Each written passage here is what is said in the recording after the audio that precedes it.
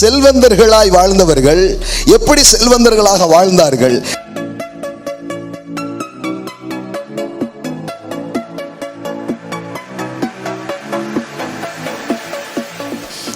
செல்வவான்கள் எப்படி செல்வவான்களாக மாறினார்கள், இதை கற்றுக்கொள்ளணும். சீமானாய் வாழ்ந்தவர்கள் எப்படி சீமானாய் வாழ்ந்தார்கள்? அவர்களை சீமானா வாழ வச்சது எது?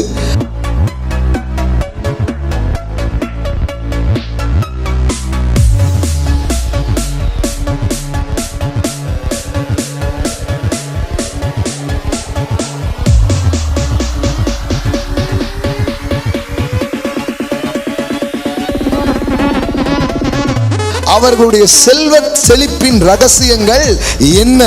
பைபிள் அதெல்லாம் சொல்லி தருது.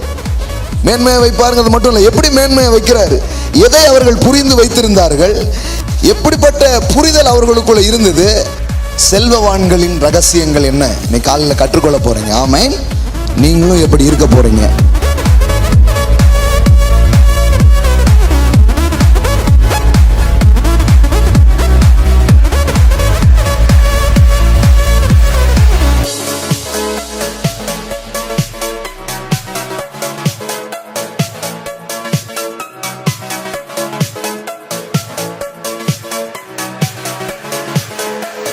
நீங்க செழிப்புக்குள்ள போகணும், நீங்க மிகப்பெரிய செழிப்பு உங்க வாழ்க்கையில பார்க்கணும்னா முதல்ல have a good opinion about your daddy God.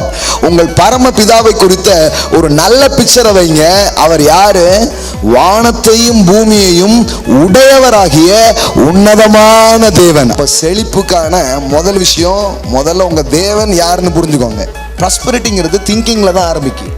அதனால தான் எப்போதும் சொல்லுவேன், your prosperity begins your mentality. உங்களை நீங்க எப்படி யோசிக்கிறீங்க அது ரொம்ப முக்கியம்.